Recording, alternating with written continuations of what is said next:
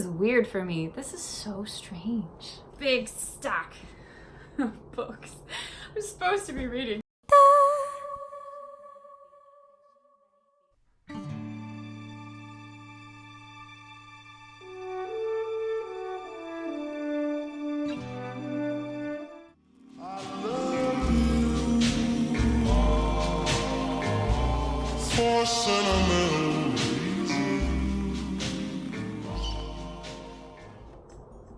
Hello!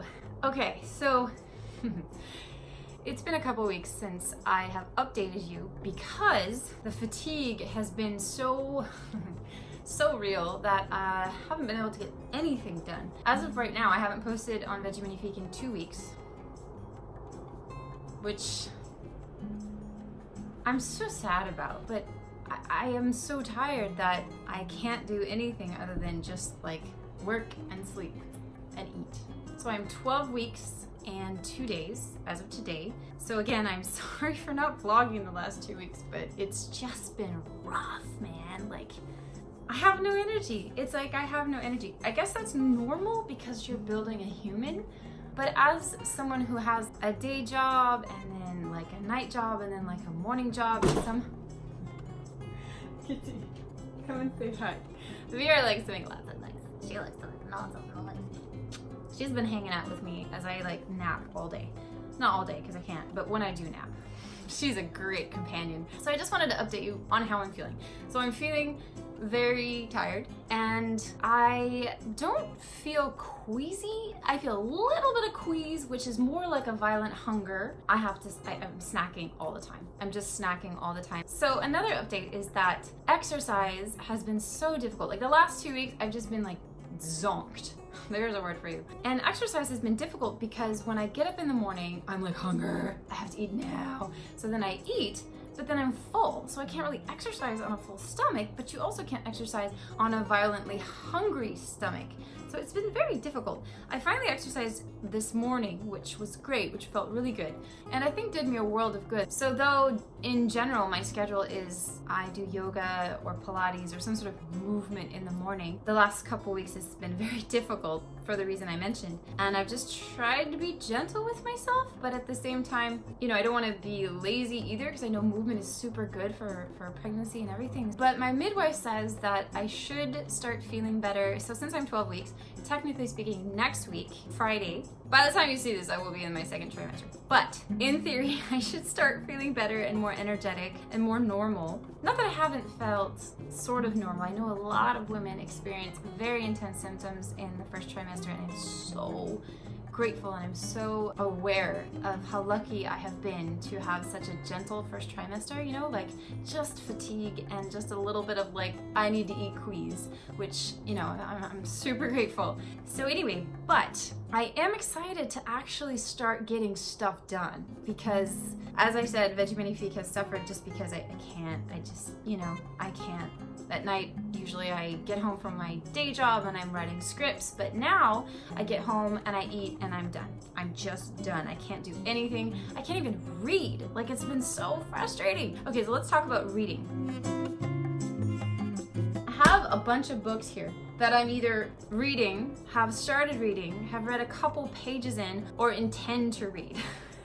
So I thought I would share some of them with you. So, oh, I wanted to tell you about the NIPT. So I did the NIPT, so we know if it's a boy or a girl, which, am I gonna tell you right now? Are you just about 10 weeks right now? Distracting stories. So I turned 10 weeks, that's a funny way of saying it, on Friday.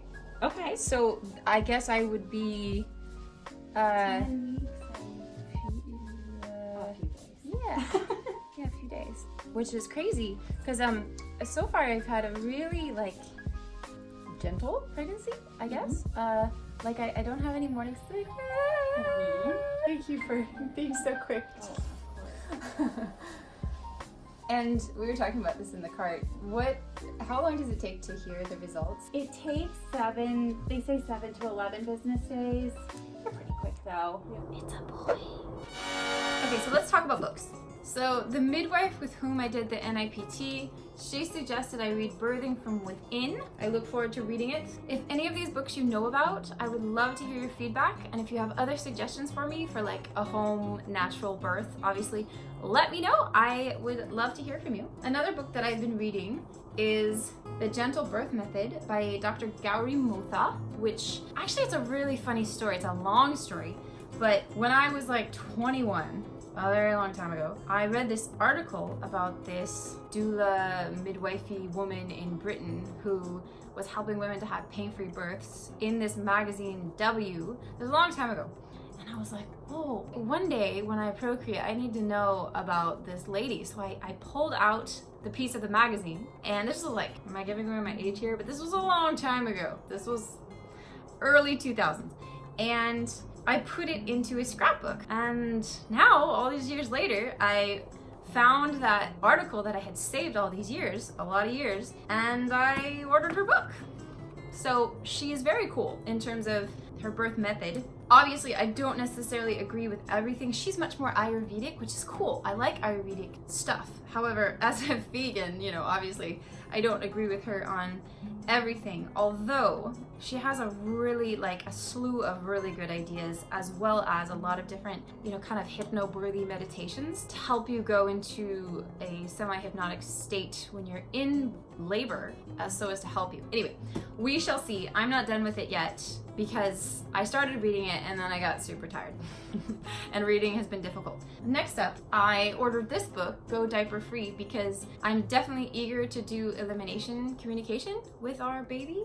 And if you don't know about this, I am sure that I will talk about it later in depth, but essentially you are helping your baby to communicate when they have to eliminate, as opposed to teaching them how to use a diaper, because all mammals, they don't like to soil themselves, right? That's not like a mammal thing. You do your business and then you go away from it. And with babies, obviously they're much more helpless than, say, a baby cow or something. However, you can still communicate with your baby, and there's a lot of research on it, and it's fascinating. And I'm just researching. I just find it super fascinating. And you like these panda bookmarks? So I'm reading that book. I'm like a sliver in, but again, there is time. Of course, the classic Hypnobirthing by Marie Mongan. I'm eager to get more into this, and I do have some hypnobirthing recordings. So Chloe has shared some hypnobirthing recordings with me that I've been listening to, as well as some awesome free ones on YouTube. And then this also has a CD in it. I got this at the thrift shop. It was awesome, with the CD intact, but I don't have a CD player. So I'm gonna figure that out. Oh, this is kind of random, but my friend loaned me this book on the Waldorf, because we're gonna homeschool and we're gonna, you know, do kind of a Montessori Waldorfian, you know, homeschooling experience. And so I'm preparing for that. And yeah, I don't know that much about Waldorf yet. I just know a little bit. Some of it seems awesome. Some of it seems like, well, maybe, you know, eat the watermelon, spit out the seeds kind of thing. So I am looking forward to reading all of that. This is very overwhelming. I have all these books I want to read. I feel like I'm running out of time, even though that's not true. But again, the fatigue has been real. Next up, of course, is Ina May's Guide to Childbirth. If you don't know Ina May, she's one of the biggest, like, natural midwives of our time. And so I can't wait to read this, which came from thrift books. I've been thrifting a lot. And then Ina May's Guide to Breastfeeding, which Chloe sent me in the mail, so I can't wait to read that. Because to be honest with you, I would say that the one thing I fear the most is breastfeeding. Like, I feel like the birthing thing, my body knows what to do, I'll be fine. Mammals birth, that's what you do. However, the breastfeeding, even though it's a mammal thing as well, just the sensation, I don't know. I'll be fine. So I'll read this and I'll be fine. Oh, and then Chloe also sent me this book called The Attachment Parenting Book, which I actually don't know much about. Oh, and there's another book that I've already read. I read it a couple of years ago, just preemptively. And it is called The Beginner's Guide to Positive Parenting, which I can show a picture of because it's in the other room. I forgot to get it. And that book was excellent. I know, like, I'm not parenting yet. I'm just kind of growing a very small bump at the moment, but I think preparation is important, and I'm fascinated, and I want to do a wonderful, intentional job at this big thing. So yeah. Oh, another one. Hold on. It's on my bedside table. Wait a sec. What? Okay. This book, The Montessori Toddler, again, don't have a toddler yet, but there's a lot of really good nuggets of information and helpful ways to speak with your children, and oh my gosh, this is fantastic. I love it. I'm not done with it yet. There's so much more to learn, so much to read. There's these cool minimalistic drawings. I just love it. I got this for a couple of friends of mine who have children because I was just like, this is amazing! I'm so excited about this. There's just so much good stuff in the Montessori philosophy that I'm curious about. So voila. This stack here, this big stack of books I'm supposed to be reading. Hopefully in the second trimester I will actually have the energy to read and the time to read. So in a future video, obviously I will talk about like all these different ideas that my spouse and I have for how we want to birth and how we want to raise our child. There's just a bevy of things to say on this whole topic, but I just wanted to let you know what I'm currently doing and what I'm excited about with this new life that is happening. Of course, I'm also really eager to do more hypnobirthing things. Apparently, one thing about, I will say, this is very rambly, about hypnobirthing is the midwife that I saw that I did the NIPT with, which is the blood test to see if there's any issues and also to find out the gender, which by the way, everything came out great. Everything came back great, so hallelujah. In theory, healthy baby, that's all that matters, hooray. She was saying that the thing about hypnobirthing is that if you're too stringent about it, if you do kind of experience pain in your birth, you might feel like a failure at hypnobirthing because the technique is such that it's like, okay, follow everything to the T and then you shouldn't experience any pain, which I like to believe is a thing. You know, definitely Chloe had a very transformative birth. Okay, Vera really wants to be on camera right now. Vera, do you want to be a star? Okay. Okay.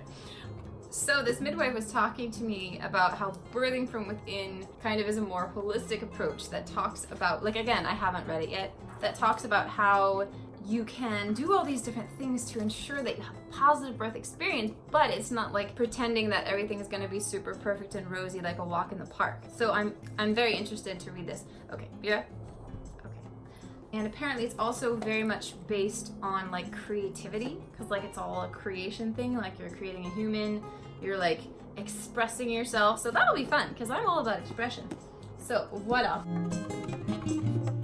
And just really quick, before the light is gone, I just wanted to talk a little bit about my diet. So as a whole food plant-based vegan, my diet is really pretty similar to how it was before. It's just a little bit, well, frequent. I'm eating more frequently, but it's just, I'm being a little bit more careful. I'm just really very aware of making sure that I'm getting all the different nutrients, which, you know, I was before, but there's just that kind of additional responsibility for eating for another human being and how important that is. And especially in the beginning when you're really just like creating organs, like how is that even possible? Like it blows the mind. Like how does the fetus have lungs already? How did that happen? I didn't feel it happen, and yet in those moments of fatigue, apparently that was happening. All you moms out there are like, yeah, the miracle of life. Well, I'm a novice at this and it's blowing my mind. It's just so amazing. Anyway, so I just wanted to talk about, obviously,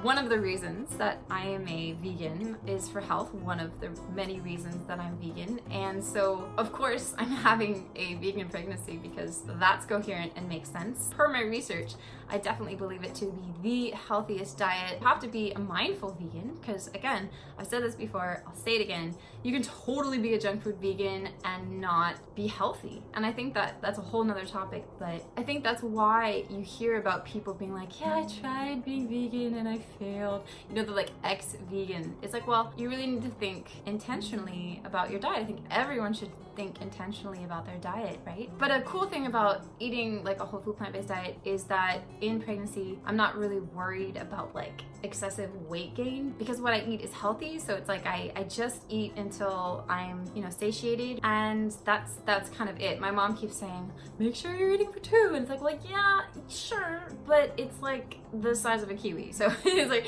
two, but one of us is very, very small. So I'm not really worried about it, which is a great place to be in. Before I didn't have the same relationship with food, especially before I went vegan, in terms of like feeling super full or feeling kind of like guilty about what I'm eating, but I really don't have any guilt since what I'm eating is on the whole very healthy. And even when I have a treat, it's 9 times out of 10 a very healthy treat. And so it's like feel good treatery, you know, because I love treats. I love cookies that are healthy. Like I eat different snacks and things that are like pancakes, but I make healthier versions of them, so I don't feel deprived at all, right? It's like a delicious way to live where you're eating what you want, but it's just a healthier version, and you're avoiding the refined flours and you're avoiding the white sugar and things like that, so then it actually keeps your energy up and high and stuff like that. Okay, that is a lot of rambling, but I just wanted to keep you updated. And yeah, next week is week 13, so I think technically that means the start of the second trimester, which I'm like out of breath. Oh man, this is weird for me. This is so strange. Surrender to the relaxation. And anyway, I can't wait to hear from you guys, your tips and tricks for pregnancy, for books that you think I should read or that you'd like to recommend. I would be so grateful for any recommendations that you have. Thank you so much for watching this vlog and for starting this journey with me, which is just a miraculous adventure. I will look forward to seeing you in a future video. And again, thank you guys so much for your patience in this like period of my life. Like I've been like suffering in silence because you don't know that I'm pregnant yet, and yet I haven't posted and I can't really tell you yet, and so it's just gonna like, guys, I'm working on something really important and that's why I haven't posted in a couple weeks. And namely, it's that I've been sleeping and napping and wanting to post but being too exhausted to do so. So anyway, sending you guys lots of love. I will see you next time on Veggie Magnifique, and thank you so much for your support and your understanding, and of course for all of your different tips and tricks, which I will look forward to reading in the comments. Okay, bye!